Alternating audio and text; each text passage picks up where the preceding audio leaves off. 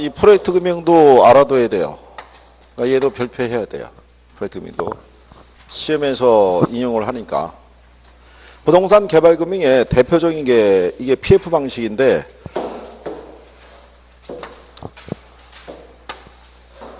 지난번에 얘기해 드린 것처럼 이 프로젝트 자체에서 발생하는 수익성이 있죠.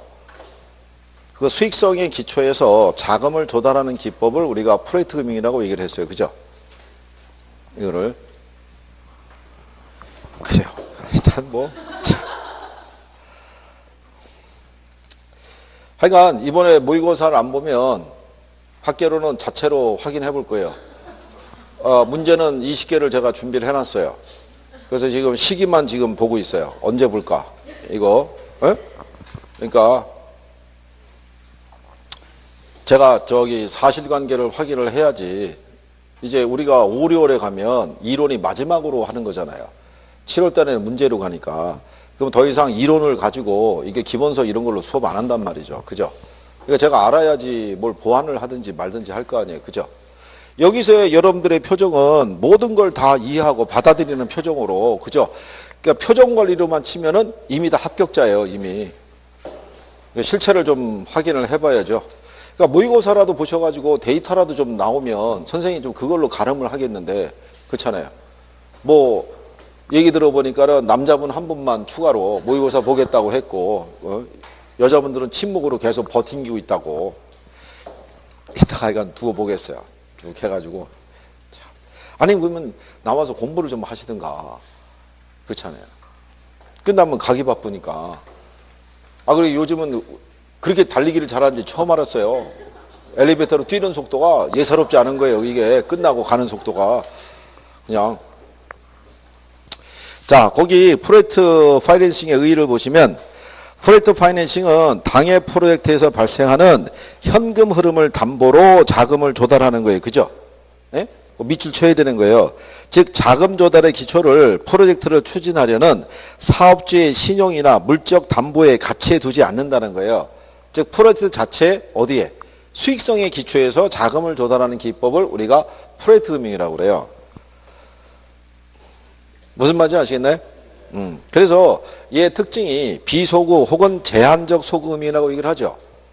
원래는 이 프로젝트 금융이 비소구 금융인데 우리나라의 경우는 비소구 혹은 제한적 소구금융의 성격을 띠고 있다는 거예요. 이게 원래 이 금융이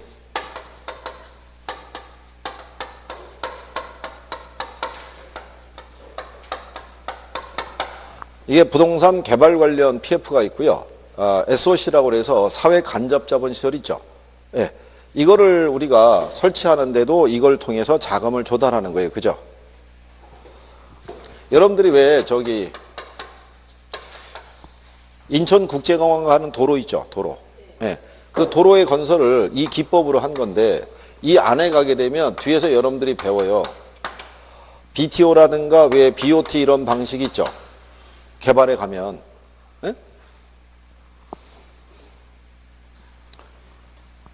이게 빌드예요, 빌드.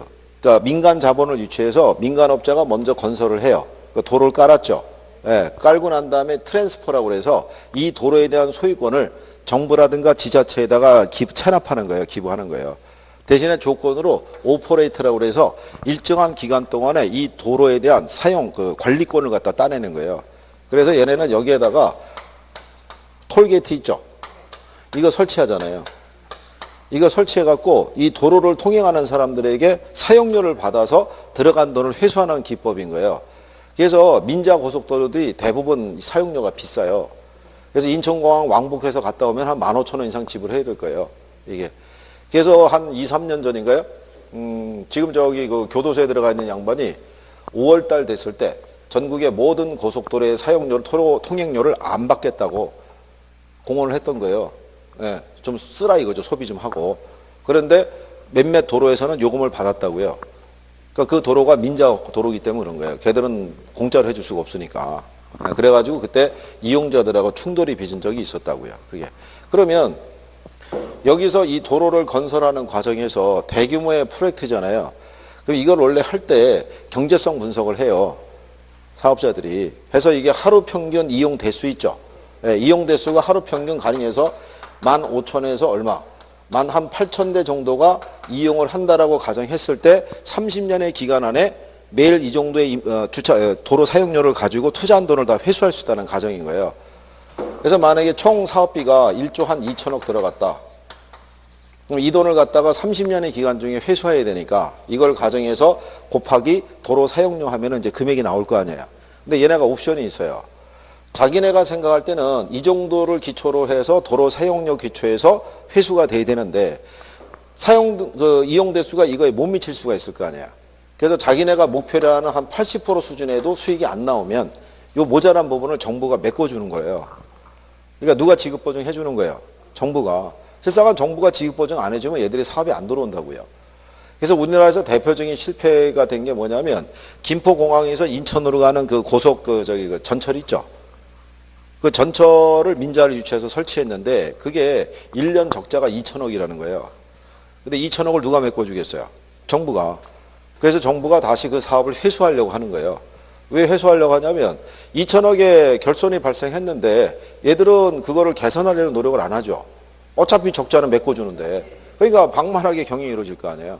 그래서 이제 그거를 이제 다시 회수한다 뭐 이런 논리가 있는 거예요. 그러니까 이거를 이제 투자자를 유치할 때는 이거잖아요. 이게 도로가 완성이 된 다음에 여기를 통행하는 사람들이 뭐를 내겠어요? 통행될 거 아니에요. 이게 정상적으로만 되면 수익이 괜찮다는 얘기죠. 그러니까 이거는 이 사업을 추진하는 사람이 어떤 신용이나 담보가 주가 되는 게 아니라 사업 자체에 뭐를 가지고 수익성을 가지고 자금을 조달하는 기법이라고 보시면 돼요. 그죠? 그래서 그런 내용을 기초적으로 자, 그 다음에 거기 285쪽에 가면 맨 하단에 양가로 6번에 철저한 자금 관리라고 돼 있죠. 이게 이제 뭐가 되냐면요. 이게 이 도로를 운영하는 별도의 뭐가 있어요. 이게 프로젝트 회사를 세워요. 그러니까 뭐 특정 목적에 의해서 서류상의 회사예요. 그러니까 이 회사가 이 도로를 설치하는 거를 별도로 추진할 거 아니에요. 그러면 투자자들은 이 회사에다가 이렇게 투자할 거 아니에요. 그러면 투자 들어간 돈이 1조 한 2천억 되잖아요. 그죠? 그러면 1조 2천억의 자금을 얘가 알아서 관리하도록 둘 수는 없죠. 금이 크니까. 그러니까 별도의 계좌를 설치하는 거예요. 그걸 우리가 에스크로우 어카운트라고 그래요.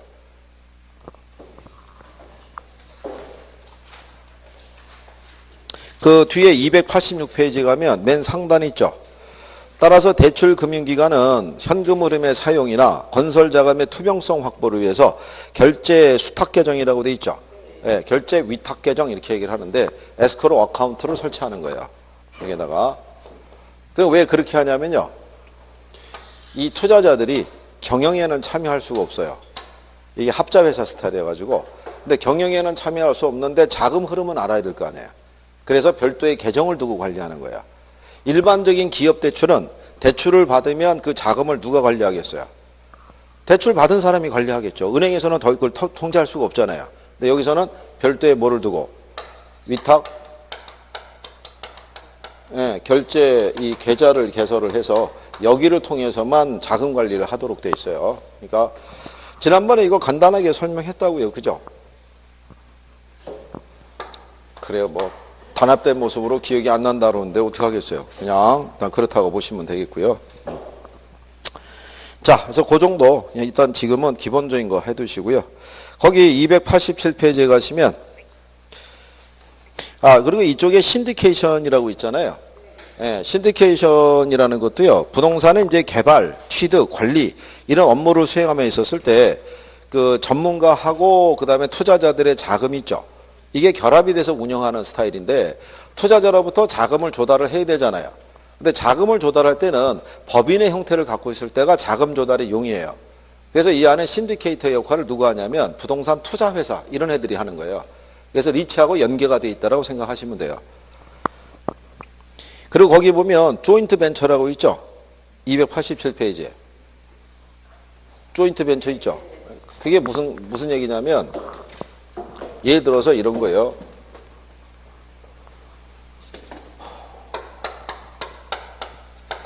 우리나라에 K라는 기업이 있어요. 여기저기 회장으로 있던 양반이 고향에서 자살했어요. 양반이. 그래가지고 현재 이 기업이 법정 관리 중에 있어요. 기업이. 자, 그럴 때 이 기업이 어떤 이제 사업을 추진하려고 자기 주거래 은행에다가 대출을 신청할 수 있잖아요. 근데 법정 관리인 회사에다가는 누가 대출 잘 안 해주겠죠. 네, 그런데 얘네가 별도로 추진하는 프로젝트가 있어요. 예를 들어서 인천공항에 도로를 까는 프로젝트가 하나 있다 이거예요. 근데 이거는 참 괜찮은 거예요. 프로젝트가. 그럼 은행에서는 대출은 안 해주더라도 이 프로젝트에 참여하고 싶을 거 아니에요. 그럼 자기가 이렇게 투자 형태로 들어갈 수 있어요, 없어요? 있을 거 아니에요. 그걸 조인트 벤처라고 그래요. 이렇게 결합시켜서 들어가는 거를. 그러니까 그래서 조인트 벤처도 지분금융의 일종이에요. 얘가 대출해 주는 게 아니라 지분 파트너로 들어가는 거니까. 그런 논리로 보시면 되겠고요. 그 다음에 주택금융공사에 대한 내용이 있는데 주택금융공사에 대한 거는요. 거기 보면 이렇게 보시면 되죠.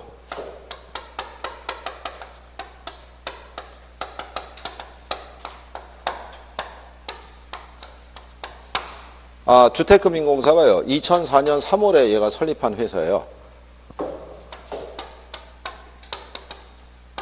주택금융공사가 설립되기 이전에는요. 우리나라에는 주택자금대출이 단기밖에 없었어요. 그때 주택자금대출이 뭐냐면 3년 만기 상환저당 있죠. 네, 이거밖에 없었다고 보시면 돼요. 3년 만기 상환이니까 3년 동안 이자만 내고 만기에 원금 일시상환하는 방식인데 그 당시에 중개업자들은 이거를 장기대출 상품이라고 포장해서 소비자들에게 알려준 거예요. 3년 만기인데 2번 연장이 가능해요. 그러면 3년이 2번 연장 가능하니까 최대 9년까지 빌릴 수 있잖아요. 그런데 그거는 솔직히 얘기해서 중개업자들이 약간 뭐 속인다고 하면 좀 뭐하고 포장을 좀 과하게 한 거죠. 기간 연장은 중개업자가 해주는 게 아니라 은행에서 해주는 거예요. 그죠? 예, 근데 그때 당시에 부동산 경기가 괜찮았기 때문에 대충 이렇게 넘어갔던 거고. 그래서 우리나라에는 단기밖에 없어서 그래서 2004년 3월 달에 얘를 세움으로써 뭐가 도입이 됐냐면 모기지론이 도입된 거예요. 그러니까 만기가 몇 년 이상, 10년 이상의 장기 주택자금 대출 제도가 얘가 설립되면서 운영이 시작됐다라고 보시면 돼요. 그렇죠? 그래서 이런 이 주택금융공사의 주요 업무라고 돼 있죠. 예, 거기 보면 채권 유동화, 채권 보유, 그 다음에 주택저당증권, 학자금 대출증권 및 이렇게 나와 있죠. 거기서 나와 있는 학자금 대출증권은 삭제하시면 돼요. 이게 원래 주택금융공사가 그 주택신용보증기금 있죠. 하고 그 다음에 그 코모코라는 회사가 합병을 해서 만들어진 건데 주택신용보증기금의 역할 중에 하나가 뭐냐면 학자금 대출 업무가 있었어요. 그러니까 통합이 되니까 그 업무도 같이 넘어와갖고 초기에는 얘네가 학자금 대출 증권도 발행을 했는데 이 학자금 대출 관련 업무가 한국장학재단으로 이관을 했어요. 그래서 지금 얘네가 이걸 발행을 안 해요. 그러니까 학자금 대출 증권은 지워버리시면 돼요. 무슨 말인지 아시겠죠? 그 다음에 얘네가 이제 하는 게 채권 유동화 업무하고요. 뒷장에 가게 되면 모기지론을 공급을 해주죠. 공급을 해주게 될 때 모기지론의 일반형을 보게 되면 대출 신청이 현재 만 19세 이상인자예요. 그죠? 그리고 거기 보시면 대상주택 있죠? 대상주택에서 거기 보면 9억 원 초과 고가주택은 제외라고 돼 있죠? 예, 9억 원 초과 고가는 지워버리시고 6억이죠, 6억. 그죠? 그 다음에 대출 한도도 최소 100만 원에서 최대 3억이죠. 6억이 아니라 얼마? 3억. 자, 그래서 그런 내용 정도. 이게 옛날로 돌아간 거예요. 원래 이게 3억까지였어요. 최대 융자 가능성이 3억이었는데 이거를 5억까지 늘려줬던 거죠. 경기를 또 활성화시키겠다고. 근데 지금 다시 원래 상태로 되돌아갔다고 보시면 되겠고요. 그 다음에 주택담보노후연금보증이라고 있죠. 요거는 이제 연령 요건이 있죠. 예, 소유자나 또는 배우자가 만 몇 세 이상이면 돼요. 예, 둘 중에 한 사람만 60세 이상이면 돼요. 그러니까 종전에는 소유자가 58세고요. 배우자가 예를 들어서 62세. 예, 이랬으면은 연금 신청이 안 됐었어요. 그러니까 연금을 받으려고 그러면 명의 이전을 해줘야 됐었어요. 배우자 앞으로. 근데 이게 부부지간이라도 명의 이전은 쉽지 않잖아요. 그러니까는 이걸 없앤 거예요. 그러니까 둘 중에 한 사람만 60세 이상이면 된다. 이렇게 해준 거예요. 단 확정기간 방식에 대해서는요.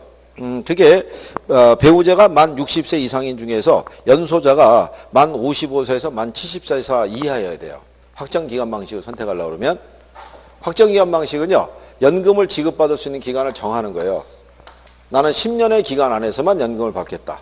나는 15년의 기간 안에서만 연금을 받겠다. 그럼 기간을 설정해 놓게 되면 평생 지급받는 구조에 비해서는 연금 지급액이 크죠. 네. 그렇게 해서 받는 게 확정기간 방식이라고 보시면 돼요. 그 다음에 주택 보유수는요, 1주택 기준이라고 보시면 되겠고요. 근데 그 밑에 가시게 되면 우대 방식이라고 있죠. 우대 방식의 경우는 부부 기준 1주택자만 가입이 가능하다 이렇게 돼 있잖아요. 우대 방식이라는 게 289페이지에 가시면 거기 밑에서 5번째 줄에 가면 리을의 우대 방식이 있죠. 부부 기준이 1억 5천 이하 1주택 보유자가 종신 방식 월 지급금을 최대 15%를 우대해서 지급받는 방식이라고 돼 있죠. 15%면은 많이 주는 게 아니라요. 이게 3억짜리 주택을 맡기면 연금 지급액이 월 100만 원이 조금 안 돼요. 그럼 1억 5천짜리 맡기면은 50만 원이 조금 안 된다는 얘기잖아요. 거기에 15% 해봐야 한 5, 6만 원 더 준다는 거예요. 근데 비율로 하면은 커 보이죠. 15% 이상을 더 준다. 이렇게 돼 있으니까. 그래서 작년에 도입한 거예요. 1억 5천 이하짜리 주택을 맡기고 연금 지급받는 사람들의 경우니까. 그렇게 보시면 돼 있고요. 그 다음에 그 289쪽의 맨 상단에 가면 대상주택 요건이 시가 9억 원 이하의 주택 및 지자체에 신고된 노인 복지주택이라고 돼 있죠. 그러니까 실버타운 이런 거 생각하시면 돼요. 그러니까 여기까지도 허용을 해준 거고요. 이번에 법이 또 개정될 가능성이 있어요. 개정이 되면 요 요건에 대해서 만약에 바뀌는 게 있으면 또 알려드릴게요. 지금 9억 원을 초과하는 것도 포함시키자 뭐 이런 의견도 있나 봐요. 예. 그래서 지금은 그냥 요 상태니까 내비두시고요. 그리고 뭐 특별한 거는 없죠. 그 다음에 뒤로 넘어가셔서 자 뒤로 넘어가시면요. 290페이지 하단에 맨 마지막에 대출금 상환이 있죠. 얘 조기 상환할 수 있어요, 없어요? 주택연금 조기 상환할 수 있다, 없다? 조기 상환할 수 있어요. 조기 상환하면 조기 상환 수수료 물어요, 안 물어요? 얘는 안 물고 보금자리로는 물어야 되고, 그렇죠? 그것도 시험에 한번 나온 거예요. 아까 얘기한 것처럼 남는 거 있으면은 상속인에게 주고요. 모자란 거 있으면은 상속인에게 청구하지 않죠. 누가 대신? 주택금융공사, 즉 국가에서 대신 대납해 준다고 생각하시면 돼요, 그죠? 그리고 농지연금이라고 아시죠? 네. 주택연금 말고 농지연금도 현재 우리나라에서 운영이 되고 있다는 거. 그 정도만 알아두셔도 될 거예요. 다만 주무관청이 틀려요. 주택연금은 이게 주택금융공사에서 취급하고요. 농지연금은 농어촌진흥공사에서 취급해요. 근데 이 가치 산정 기준이 틀려요. 주택연금은 감정평가사가 산정한 가액을 기준으로 해서 이 주택의 평가 가치를 산정하는데 농지연금은 개별 공시가 기준이에요. 그래서 같은 만약에 3억 정도의 규모의 부동산이라 할지라도 실제로 지급받는 금액이 틀려요. 그래서 농지연금이 훨씬 작아요. 한 70만 원 수준밖에 안 된다고 보시면 돼요. 그러니까 어쨌든 농지연금도 운영이 되고 있다. 이제 그런 정도 알아두시면 되겠고요. 자, 그 다음에 뒤로 넘어가셔서 이제 부동산 활동론이라고 있죠. 여기서 부동산 이용은요, 이건 시험에 거의 안 나와요. 지금 우리가 오늘이 마지막 주죠. 오늘까지 저기를 해야 되니까 일단은 넘기셔서 307페이지 가면 부동산 관리라고 있죠. 거기서부터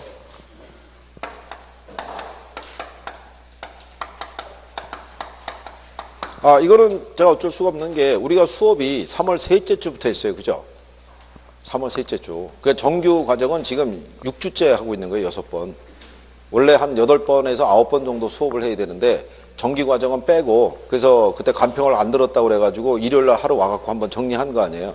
그러니까 우리가 지금 수업이 한 주만 더 있으면 쭉 다 정리를 하겠는데 지금 4월이 끝이잖아요. 그러니까 어쩔 수 없이 오늘 나가는 것까지만 해서 진도를 마무리한다고요. 그리고 5, 6월 달에 다시 하면 되니까 돌아가면서 정상적으로.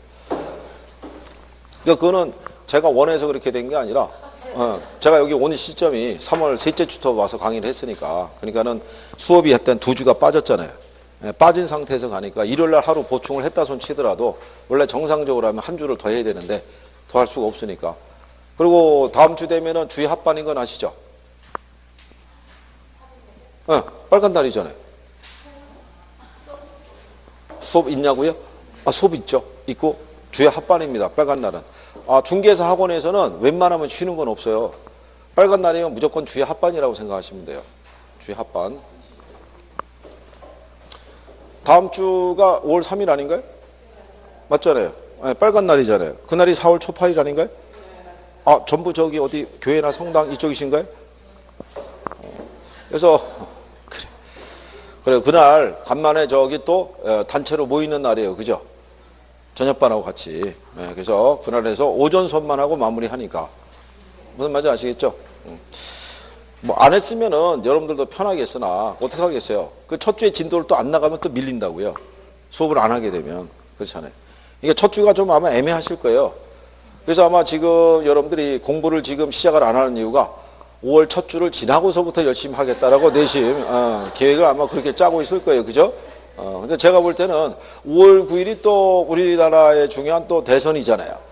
또 투표는 하고 공부해야지. 뭐 이런 거니까 아마 5월 10일 정도를 아마 째려보고 있지 않을까 이렇게 생각하죠.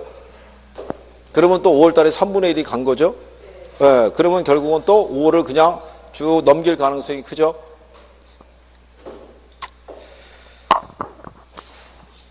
여기 우리가 오후에 하는 특강이 뭐 오늘이나 뭐 5월 뭐 둘째 주 뭐 어쨌든 끝나게 되면 하여간 선생님이 매일 엘리베이터 앞에서 지키고 있을 거예요.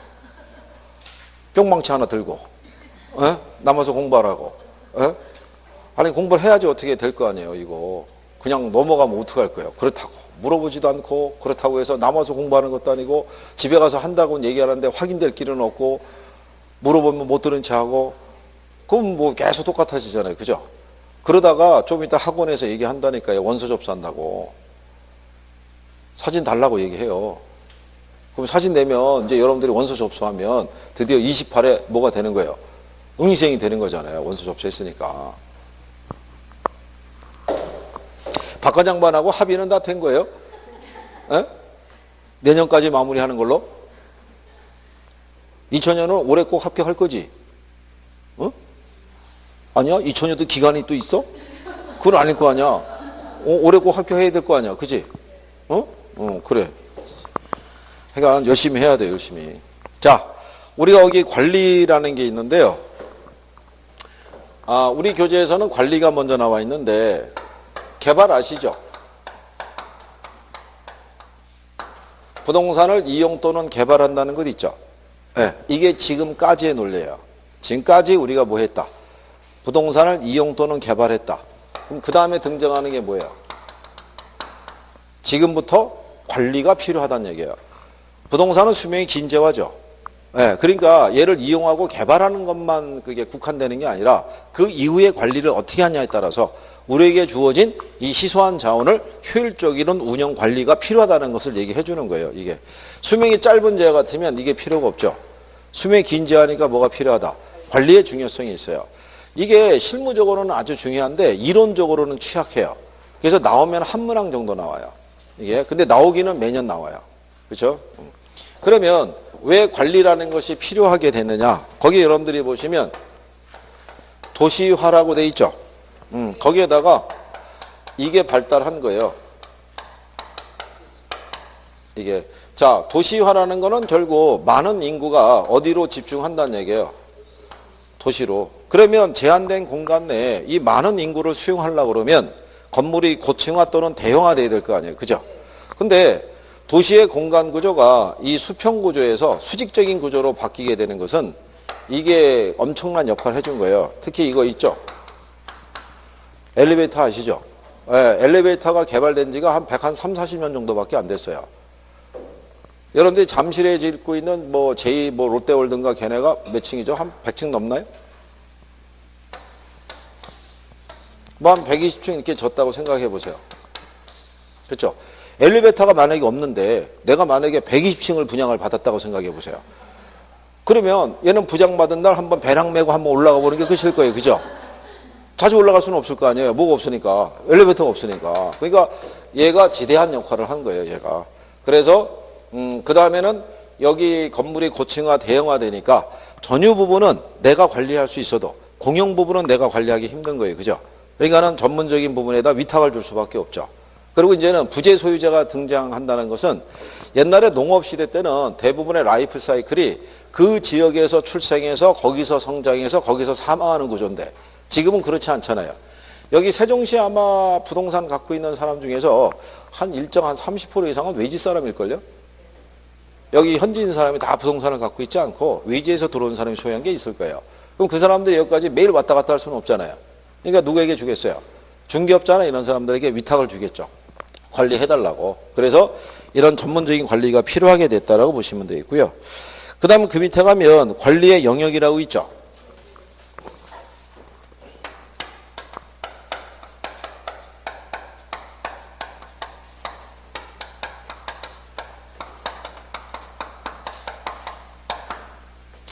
우리 교재에서는 아마 부동산 관리라고 이렇게 돼 있거든요.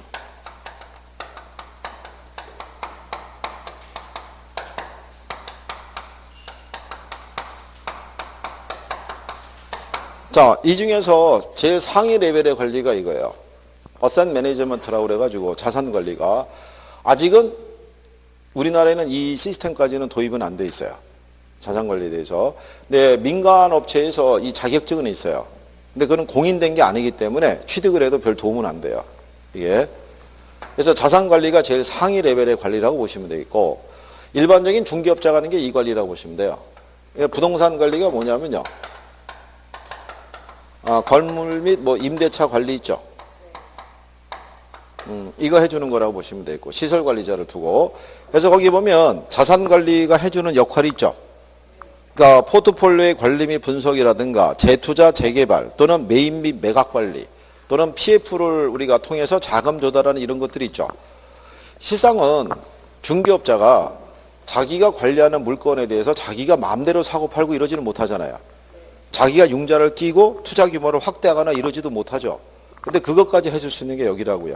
그러니까 여기가 제일 상위 레벨의 관리예요.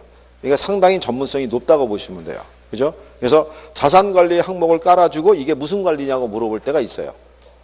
그러니까 그 정도는 구별을 하시는 게 필요해요. 근데 거기 시설 관리라고 그래갖고요. 이거 퍼실리티 매니지먼트라고 돼 있는데 얘가 물론 소극적인 관리인데 요즘은 이것도 전자동 시스템 있죠. 왜 인텔리전트와 빌딩이라고 이런 표현 쓰잖아요.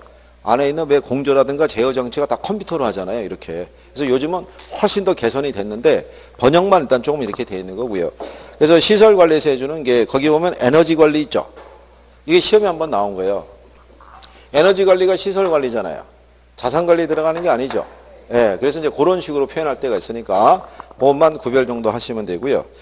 그 다음에 그 밑에 가면 부동산 관리의 내용이라고 돼 있죠.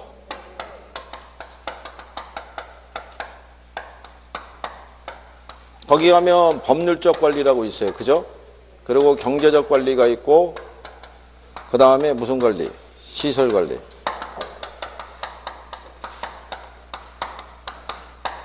계약 관리는 법률적 관리의 영역이에요. 계약 관리는. 근데 인력 관리 있죠? 인력 관리는 어디서 해준다? 경제적 관리고요. 자, 그 다음에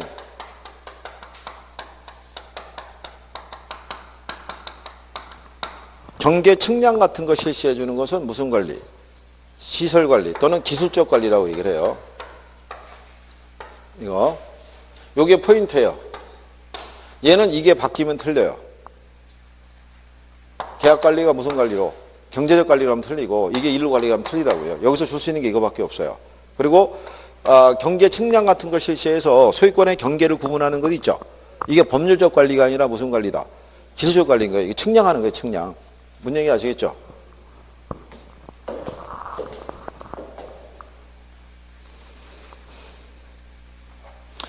그래서 거기 왜 법적 관리에 가게 되면 내용이 권리 분석과 조정이 있고 계약 관리 있잖아요. 예, 그리고 경제적 관리 가면 인력 관리, 수지 관리 이렇게 돼 있잖아요. 왜 그러냐면 제목만 갖고 경제적이냐 법률적이냐를 구분하기 애매한 표현이 있으면 그걸 써먹는 거예요. 출제자 입장에서. 그리고 이제 뒤에 가게 되면 자 토지의 기술적 관리 안에서 보면 경계 측량을 실시해서 이렇게 나오잖아요. 그죠? 예, 그러니까 그렇게 구분하시면 되고 그리고 그 밑에 가면 대상 부동산의 유지 활동이라고 있죠. 유지 활동은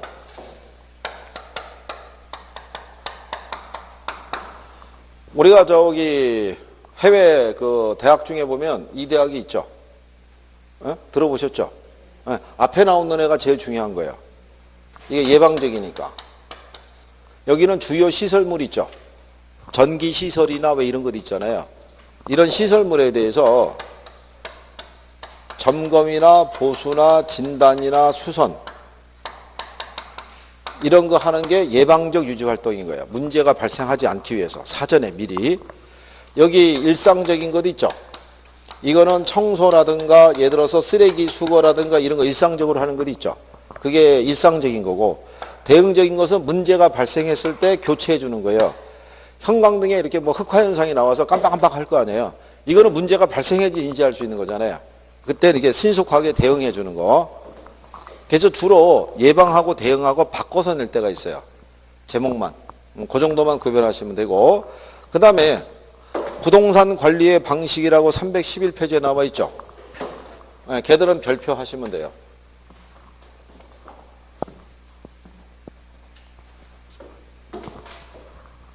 이게 왜 관리 방식이 여러 개가 제시가 되자면요. 이 관리에 대한 내용이 두 개가 섞여 있어서 그래요. 이게 일본의 빌딩 관리의 내용하고 미국의 부동산 관리회사의 활동 내용이 섞여서 번역이 돼 있어서 그래요. 그래서 양쪽이 막 들어가 있다 보니까 분리가 안 돼 있어서 그런데 그냥 우리가 이해할 수밖에 없어요. 관리 방식이 하게 되면요. 자가 관리라는 게 있고요. 다른 말로 직접 관리라고도 얘기를 해요. 그리고 무슨 관리가 있다. 위탁 관리. 외주 관리라고도 얘기를 하고요. 그 다음에 혼합 관리라고도 있어요. 혼합 관리는 이건 과도기적인 관리라고 그래요. 여기서 1위로 넘어가기 전에 시행하는 무슨 관리? 과도기적인 관리. 자, 이게 자가 관리의 장점이 있고 그 다음에 뭐가 있겠어요? 그러면 위탁 관리에도 또 장점이 있고 또 뭐가 있다? 단점이 있으면 얘는 이게 크로스가 되는 거예요. 그렇죠? 이게대로 자관리의 장점이 얘에 대한 뭐 단점이 돼요. 일단 자관리는 기밀 유지가 되잖아요. 그렇잖아요. 얘는 기밀 유지가 안 되잖아요. 근데 얘는 전문성이 떨어지잖아요. 근데 얘는 전문적인 관리가 가능하잖아요. 그러니까 외우려고 하지 마시고 하나씩만 정리하시면 돼요. 돌면서. 가끔 한 번씩 나오는 애들이니까 무조건 다 외우는 게 좋은 건 아닌 거예요. 그러면 자가관리하고 위탁관리가 있죠. 네, 이 중에 종합적인 관리 있죠. 그러니까 뭐 법과 경제, 기술 이렇게 종합적인 관리는 어디에 장점이 돼요? 자관리하고 위탁관리가 있으면. 네? 위탁을 빼고 얘기해 보세요. 얘라고요, 얘. 종합관리는 자관리에서 하는 거예요, 자관리에서. 그러면 여러분들이 또 인식이 잘 안 되잖아요. 저 자가관리는 단독주택이나 소규모 건물 있죠? 막 2층짜 이런 거. 자, 옛날로 돌아가 보세요. 옛날에 우리 주거가 단독이었잖아요. 옛날에 집 계약을 누가 했어요? 그 당시 아버지가 한 거죠, 아버지가. 그렇잖아요. 형광등이 고장이 나면 누가 고쳤겠어요? 아버지가 고친 거죠, 아버지가. 무슨 말인지 아시겠어요? 집을 세를 놓거나 그거 파는 것도 누가 했겠어요? 아버지가 한 거죠. 그러니까 모든 거를 소유자가 다 했다고요, 소유자가. 이게 전통적인 방식이라고요, 자가관리가. 가장 오래된 거. 그러니까 종합적인 관리라고 나오니까 이거라고 생각하기 쉬운데 얘는 모든 부분을 위탁을 주는 건 아닌 거예요. 필요한 부분만 위탁을 주는 거지. 무슨 얘기인지 아시겠어요? 네, 그래서 종합적 관리는 어디서? 네, 자관리의 장점이 되는 거예요. 그러니까 출제자가 내는 게 그런 거예요. 상식적으로 딱 봤을 때 틀리기 쉬운 지문. 네, 이런 걸 선호하는 거예요. 그러니까 당연히 물어봤죠, 여러분 시험에. 종합적인 관리가 하는 거는 얘냐, 얘냐. 그럼 다 이걸 찍었을 거 아니에요. 그렇잖아요. 그 출제자가 또 얼마나 흐뭇했겠어요. 그죠? 드디어 성공했다. 막 이럴 거 아니에요. 그러니까 이 양반들은 어렵게 내서 떨어뜨리는 게 아니라니까요. 실수와 착각을 유도하는 거예요. 어차피 제한된 시간 내에 문제를 풀게끔 해야겠고 난이도는 어렵게 줄 수가 없고 그러니까 실수와 착각을 유도하는 지문을 잘 써줘요. 그런 거를 잘 구별할 수 있어야 돼요. 무슨 말인지 아시겠죠? 그 다음에 뒤에 넘어가시면 임차인 선정 기준이라고 있죠. 주거용 부동산은요.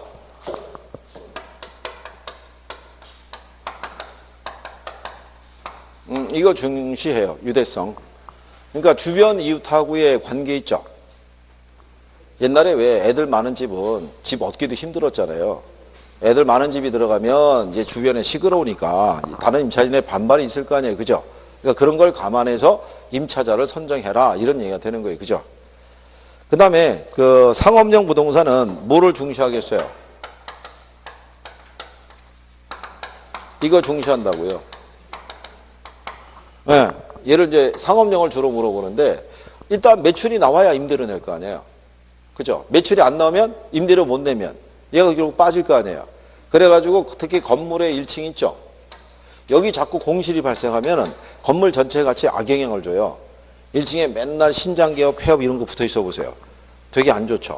그러다가 이 공간이 임대가 안 나가니까 행사 매장으로 몇 번 쓰고 나면은 건물에 대한 인지도나 가치가 많이 떨어져요. 그래서 임차자를 선정할 때는 이걸 잘 봐야 돼요. 무슨 업종이냐, 매상이 나올 것이냐, 이걸 또 잘 봐야 돼요. 그 다음에 공업용이나 사무실은요, 이게 필요해요. 뭐가? 네, 건물의 어떤 이제 구조 기능에. 우리 지난번에 한번 얘기했잖아요. 제가 이제 저기 일산 쪽에서 강의할 때 그 학원이 2층이었어요. 2층에 절반은 학원이고 절반은 그때 왜 단란주점이 있었다고 그랬잖아요. 그래가지고 거기 저녁 수업할 때 애로사항이 많았었어요. 저녁만 되면은 그 엘리베이터 앞에서 그 미라블이라고 그러죠. 이거 돌아가고 있고 거기 복도만 나가면은 음악이 막 쭉 깔리고 그래가지고 학생들이 공부하다가 일부가 글로 들어가는 경우도 있고 쉬는 시간에 나가서 안 들어오는 거야. 그러니까 글로 들어간 거예요. 글로 쭉 해가지고. 그래서 그런 걸 감안해서 임차자를 선정을 해야 된다 이런 얘기예요. 여기서는 이제 이 정도 알아두시면 돼요. 상업용. 그 다음에 임대료 결정할 수가 있죠. 임대료 할 때 주거용 부동산은 이건 조임대차 써요. 그러니까 보증금 딱 내고 나면 나머지의 모든 비용은 다 누가? 소유자가 책임지는 그런 구조로 돼 있고 그 다음에 공업용 부동산은 얘를 써요. 무슨 임대차? 그래서 이거는 그냥 이렇게 공업용 부동산은 무슨 임대차 쓴다? 순임대차 쓴다라고. 어쩔 수 없으니까 우리가 시험 봐야 되니까 이렇게 해주는 거예요. 그죠? 그러니까 이거는 뭐냐면요. 임대료만 정하고요. 나머지 부수적인 비용은 별도의 협의를 통해서 비용에 대한 것을 임대료 경비에 포함시키는 것을 별도로 정해야 돼요. 얘는.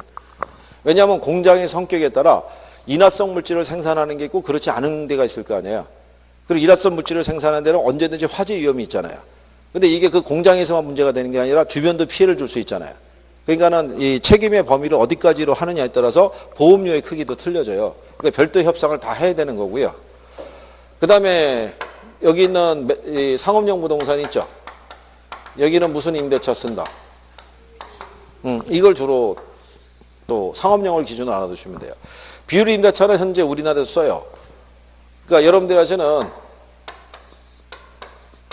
이걸로 시작되는 저기 뭐 햄버거 가게 있고 이걸로 시작되는 커피 전문점이 있죠. 예. 얘네들이 들어서느냐 아니냐에 따라서 상가의 매출이라든가 상권의 매출이 틀려져요. 그러니까 얘네들을 유치하려고 그럴 때 조건을 달아줘야 돼요. 심지어는 왜 건물 사가서 리모델링해서 얘 스타일에 맞춰서 해놓고 유치하는 경우도 있다고 그랬잖아요. 그죠? 그러니까는 얘네가 들어올 때는 이런 조건 할 수 있는 거예요. 초기 시설비가 많이 들어가니까. 그러니까 초기에 임대료 싸게 해주고 나중에 매출이 증가하면 매출의 일부를 임대료 추가로 받는 조건. 뭐 이렇게 해서 입점을 시킨다라고 보시면 돼요. 그렇게 구별하시면 돼 있고. 그 다음에 그 밑에 가면 참고란에 건물의 생애주기라고 있죠. 네. 그러면 이게 단계가 이렇게 가요. 전개발 단계가 있고요. 신축이 있고 안정이 있고 노후가 있고 완전 무슨 단계? 네, 표밀 단계가 있으면 이 전체적인 단계에서 우리가 만약에 수리비를 지출하거나 뭐 이런 거 있죠. 건물에 대한 구조나 뭐 이런 거를 개선하기 위해서 비용 지출은 어느 단계에서 하는 게 제일 낫다는 거예요. 비용 지출을 하면 건물의 수명을 연장시키기 위해서 우리가 뭐 페인트칠을 새로 하거나 뭐 엘리베이터를 교체하거나 이런 추가적인 비용 지출할 수 있을 거 아니에요. 비용 지출은 어느 단계? 이거 안정. 여기는 이미 넘어선 거예요. 투자를 해도 기능 회복이 안 되는 거예요. 그러니까 이때 투자는 이미 늦었고 경제적인 수명을 연장을 시키려고 그러면 무슨 단계에서? 안정 단계에서 그것만 유념하실 수 있으시면 돼요. 거기 언급이 돼 있어요, 안 돼 있어요? 네. 313페이지 거기 안정 단계에 보면은 디귿에 나와 있죠. 네. 그래서 그거 체킹했다가 기억하시면 돼요. 그래서 문제 줄 때 제목만 놓고 주는 것은 무진장하게 간단해요. 그 뒤에 316쪽에 가시면 문제 1번 있잖아요. 다음의 업무를 모두 수행하는 부동산 관리의 유형을 물어봤죠. 포트폴리오, 메인 매각 관리, 투자 리스크 관리, 재투자 결정은 무슨 관리겠어요? 자산 관리죠, 자산 관리. 아까 그래서 얘 항목을 기억하라고 그랬잖아요. 이게. 일반 부동산 관리는 중개업자가 이런 역할은 못 해준다고요. 그렇잖아요. 그러니까 가장 상위 레벨인 자산 관리라는 얘기죠. 그러니까 이건 읽으면서 답이 나오게끔 유도하는 거예요. 이렇게. 그래야지 여러분들이 제한된 시간에 40문제 다 푼다고요. 그 다음에 이제 320쪽에 가면 부동산 개발 활동이라고 있어요.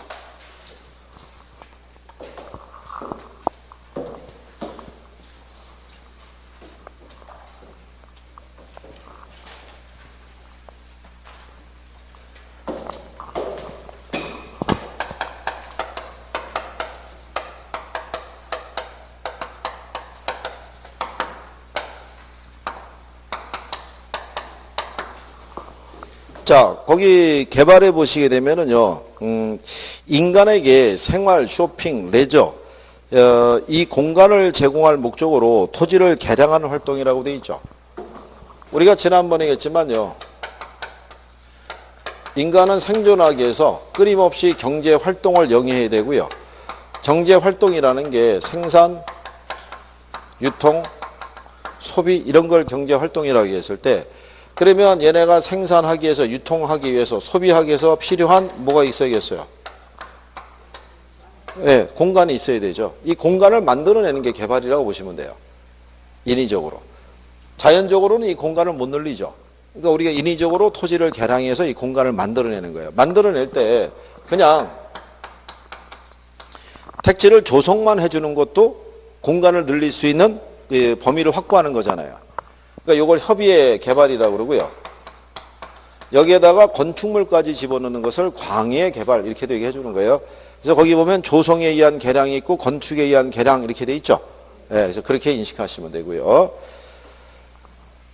그 밑에 가면 현장 자원과 상품 자원이라고 있죠. 네, 그냥 용어상에서 알아두시면 되는 게 현장 자원은 자연 상태로 존재하는 토지를 얘기를 해요.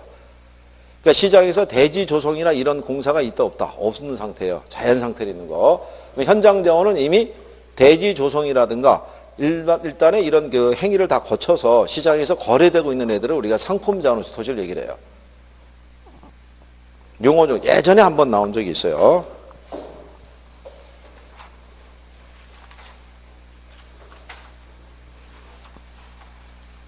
자, 그 다음에 우리가 이제 정리하시는 게 먼저 327페이지로 가보세요. 거기 가면 3번에 부동산 개발의 과정이라고 있죠. 네, 거기서부터.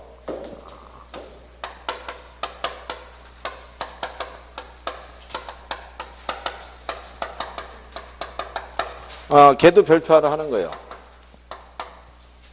개발의 단계도. 얘는 이미 순서도 한 2번 물어봤기 때문에 순서를 외울 필요까지는 없는데 전체 단계는 7가지 단계로 되어 있어요.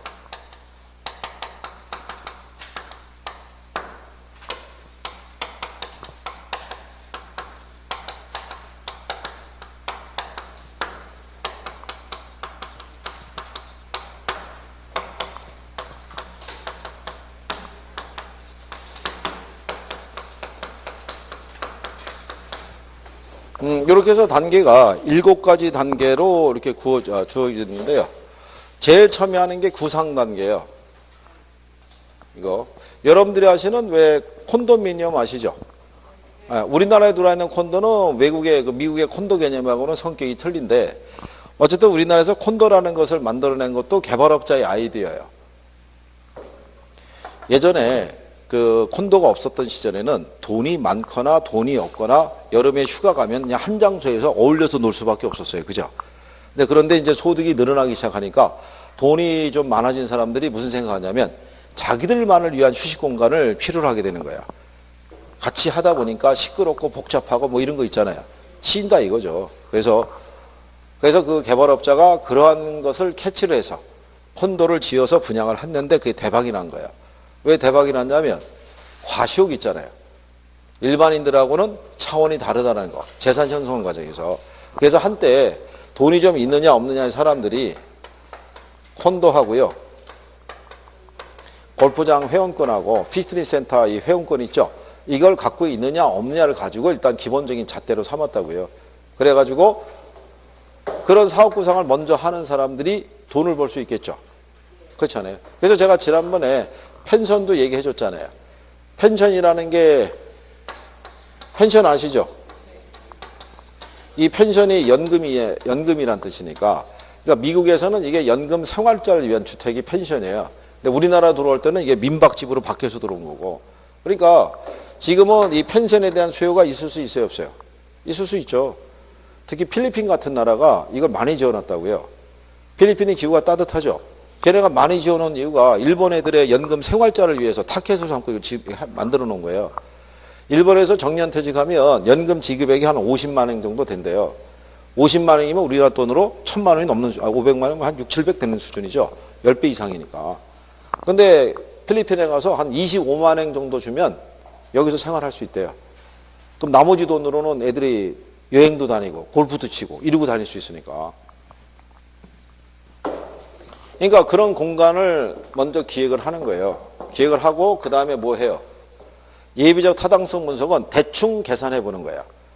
자, 이게 돈이 되겠느냐. 그죠? 돈이 안 되면 다시 원점에서 재검토고 돈이 된다 싶으면 다음 단계로 가는 거예요. 그러면 뭐를 모색하러 가요? 부지를. 근데 이것도 절대적인 건 아니고요. 내가 먼저 이미 확보한 부지에 대한 사업 계획을 세우고 내려올 수도 있고 사업 구상을 먼저 하고 그 다음에 이 부지 찾으러 올 수도 있어요. 그 다음에 무슨 분석을 해요? 네, 타당성 분석은 보다 구체적으로 하는 거예요. 그러니까 법률적, 물리적, 경제적 이런 보다 구체적인 거. 예비적 타당성 분석과는 달리 그러면 법률적이 있고 물리적이 있고 경제적이 있으면 어느 분석이 제일 중요하다? 그럼 당연히 얘가 중요하죠. 그래도 시험에 나온 거예요. 얘가 제일 중요하다. 그럼 틀리겠죠. 네. 근데 경제적 분석의 결과 이 개발사로부터 기대하는 수익률이 있죠. 이 수익률은 모든 개발업자에게 다 통용될 수 있다 없다? 통용될 수는 없어요. 왜냐하면 얘들이 요구하는 수익률이 다 틀리니까. 그러니까 이 결과는 모든 개발업자에게 동일하게 적용되지는 않는다. 그게 327페이지 있죠. 맨 밑에서 세 번째 줄에 있어요. 단가로 3번에. 타당성 분석으로부터 나온 결과가 비록 동일하다고 하더라도 개발업자에 따라 채택될 수도 있고 그렇지 않을 수도 있다 이거예요. 그건 개발업자마다 뭐가 틀리니까 요구 수익률이 틀리기 때문이다 이런 얘기예요. 그 다음에 이제 뭐를 조달해요? 금융을. 그래서 이런 거 조달하는 거예요. 프레트 금융 이런 것도 있죠. 네, 이런 걸로 자금 조달하고 이제 시공사를 선정해서 건설을 하고 마지막에 뭐를 해요? 마케팅을 하는데 이 마케팅은요. 여기서부터 시작된다고 보시면 돼요. 초기 단계부터. 마지막에 있어도. 그래서 거기 마케팅 활동은요. 초기 단계부터 이루어질 때 쇼핑센터나 대규모 사무실 건물 등은 중요 임차인이라고 돼 있죠. 정박 임차인이라고 되는데 이걸 앵커 페넌트라고 그래요. 앵커 테넌트라고 얘기하는 거는 앵커가 닷이잖아요. 그러니까 배가 정박을 하기 위해서는 닷을 내리죠. 그러니까 오랜 기간 머물 수 있는 임차자를 얘기하는 거예요. 근데 아무나 얘기하는 게 아니라 주로 이 대기업 지사, 관공서, 금융기관 이런 애들 얘기하는 거예요. 그럼 얘네는 장기 임대차 계약을 체결하면서도 안정적인 임대 수익을 낼 수 있잖아요. 그리고 건물의 이미지에도 큰 영향을 줄 수 있어요. 우리 여기 학원 건물 있죠. 네? 여러분들 만약에 여기 학원 그 위치를 소개받을 때 있죠. 위치를 받을 때 여기 뭐라고 얘기하면서 여기 학원 위치 알려줘요? 네? 농협 건물. 그거는 강점인 거예요. 은행이 있으니까. 이게 없고 여기에 무슨 커피숍이 있고 왜 편의점이 있고 그렇잖아요. 걔를 대면은 한참을 물어봐야 돼요. 그 저쪽에서 설명 듣던 사람이 알았다고 근처에 가서 다시 한번 전화하자 이러고 끊는 거예요. 그렇잖아요. 그러니까 그게 틀린 거예요. 그러니까 이런 애들이 중요 임차자가 되는 거예요. 이미지가 틀려지잖아요. 그죠? 이걸 확보하는 게 중요하다. 이렇게 얘기하는 거예요. 자, 여기까지 일단 했고, 잠깐 또 5분 쉬었다가 나머지 마무리를 또 해야죠.